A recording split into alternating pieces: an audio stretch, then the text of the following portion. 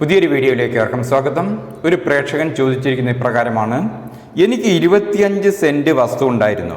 മൂത്ത കുട്ടികളുടെ പേരിൽ വിൽപ്പത്രം എഴുതി അത് രജിസ്റ്റർ ചെയ്യുകയും ചെയ്തിരുന്നു. എന്നാൽ അതിൽ നിന്ന് 13 സെന്റ് മറ്റൊരാൾക്ക് വിറ്റു. ബാക്കിയുള്ള 12 സെന്റ് വീണ്ടും പുതിയ വിൽപ്പത്രം എഴുതണോ അതോ പഴയ വിൽപ്പത്രം നിലനിൽക്കുമോ എന്നാണ് ചോദിച്ചിരിക്കുന്നത്. അതായത് അദ്ദേഹത്തിന് 25 സെന്റ് ഭൂമി ഉണ്ടായിരുന്നു. അദ്ദേഹം അത് മൂത്ത 2 കുട്ടികളുടെ പേരിലാണെന്ന് തോന്നുന്നു. വിൽപ്പത്രം എഴുതി രജിസ്റ്റർ ചെയ്യുകയും ചെയ്തിരുന്നു. പിന്നീട് അദ്ദേഹം അതിൽ നിന്ന് 13 സെന്റ് ഭൂമി വിറ്റു. ഇത് വിൽക്കുക എന്ന് പറയുന്നത് ഒരു തെറ്റായ കാര്യമല്ല, നിയമവിരുദ്ധമായ കാര്യമല്ല. കാരണം എന്താണ്? വിൽപ്പത്രം എന്ന് പറഞ്ഞാൽ അത് നമുക്ക് എത്ര തവണ വേണമെങ്കിലും തിരുത്താവുന്നതാണ്, വീണ്ടും വീണ്ടും മാറി മാറി രജിസ്റ്റർ ചെയ്യാവുന്നതുമാണ്.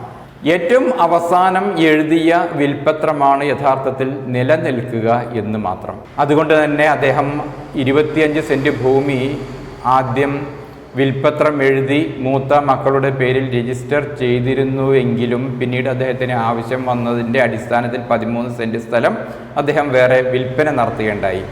അപ്പോൾ അദ്ദേഹം ചോദിച്ചിരിക്കുന്നത് ആദ്യം എഴുതിയിരുന്ന വിൽപ്പത്രം തന്നെ മതിയോ അതോ പുതിയത് എഴുതി രജിസ്റ്റർ ചെയ്യണമോ എന്നാണ്.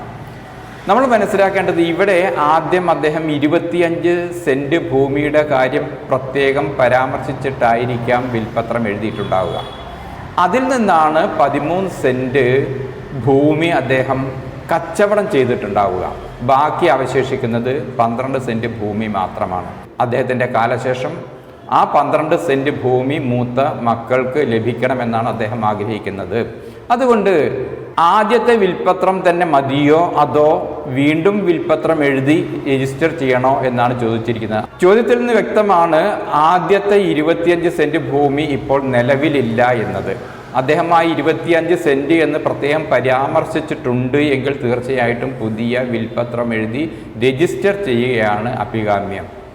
കാരണം ആദ്യം എഴുതിയിരുന്ന വിൽപ്പത്രം 25 സെന്റ് എന്ന് പ്രത്യേകം മെൻഷൻ ചെയ്തത് ആയതുകൊണ്ട് അദ്ദേഹത്തിൻ്റെ കാലശേഷം ആ 25 സെന്റ് ഭൂമി നിലനിൽക്കുന്നില്ല എന്നതുകൊണ്ടും നിലനിൽക്കുന്ന ഭൂമിയുടെ മാത്രം അളവ് കാണിച്ചുകൊണ്ട് അതിൻ്റെ മറ്റു ഡീറ്റെയിൽസ് എല്ലാം കാണിച്ചുകൊണ്ട് പുതിയ വിൽപ്പത്രം എഴുതുകയായിരിക്കും ഏറ്റവും നല്ലത്.